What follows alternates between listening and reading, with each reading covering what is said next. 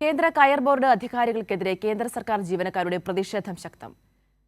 കയർ ബോർഡിലെ മുൻ ചെയർമാന്റെയും മുൻ സെക്രട്ടറിയുടെയും അവിശുദ്ധ ഇടപാടുകൾ പാവപ്പെട്ട ജീവനക്കാരെ ബലിയാടാക്കുന്നതിന്റെ അനന്തരഫലമാണ് ജോളി മധുവിന്റെ മരണമെന്ന് കേന്ദ്ര സർക്കാർ ജീവനക്കാർ ചൂണ്ടിക്കാട്ടി. കയർ ബോർഡിലെ തൊഴിൽ പീഡനത്തിനെതിരെ ശക്തമായ സമരപരിപാടികളുമായി മുന്നോട്ടു പോകുമെന്ന് കേന്ദ്ര സർക്കാർ ജീവനക്കാരുടെ കോൺഫെഡറേഷൻ അറിയിച്ചു. രാജ്യത്തെ പരമ്പരാഗത കയർ തൊഴിലാളികളെ സംരക്ഷിക്കുന്നതിനായി കേന്ദ്ര സർക്കാരിന് കീഴിൽ നിലവിൽ വന്ന സ്ഥാപനമാണ് കേന്ദ്ര കയർ ബോർഡ്.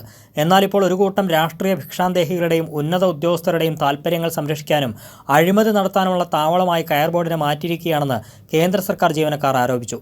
3 വർഷത്തിലധികമായി ബോർഡ് യോഗം ചേർന്നിട്ടില്ലെന്ന് ജീവനക്കാർ ചൂണ്ടിക്കാട്ടി. നിരവധി വനിതാ ജീവനക്കാർ ജോലി ചെയ്യുന്ന കേന്ദ്ര കയർ ബോർഡിൽ പ്രവർത്തനക്ഷമമായ ഒരു ഇന്റേണൽ കംപ്ലയിന്റ് കമ്മിറ്റി പോലും ഇല്ലെന്നും ജീവനക്കാർ പറഞ്ഞു. കയർ ബോർഡിലെ മുൻ ചെയർമാന്റെയും മുൻ സെക്രട്ടറിയുടെയും അവിശുദ്ധ ഇടപാടുകൾ പാവപ്പെട്ട ജീവനക്കാരെ ബലിയാടാക്കുന്നതിന്റെ അനന്തരഫലമാണ് ജോളി മധുവിന്റെ മരണമെന്നാരോപിച്ച് കേന്ദ്ര സർക്കാർ ജീവനക്കാർ കൊച്ചിയിലെ കേന്ദ്ര കയർ ബോർഡ് ആസ്ഥാനത്തേക്ക് മാർച്ച് നടത്തി. കേന്ദ്ര സർക്കാർ അടിച്ചേൽപ്പിക്കുന്ന കരി നിയമങ്ങളാണ് ഇത്തരം തൊഴിൽ പീഡനങ്ങൾക്ക് കാരണമാകുന്നതെന്ന് മാർച്ച് ഉദ്ഘാടനം ചെയ്ത CITU എറണാകുളം ജില്ലാ പ്രസിഡന്റ് ജോൺ ഫെർണാണ്ടസ് പറഞ്ഞു. ഉത്തരേന്ത്യയിൽ നിന്നും കേന്ദ്ര ഭരണകക്ഷിയുടെ ഏറാൻ മൂടുകളായി വന്നിട്ടുള്ള ഇത്തരത്തിലുള്ള പല സ്ഥാപനങ്ങളിലെയും ഉന്നത ഉദ്യോഗസ്ഥന്മാരുടെ നിലപാടതാണ്.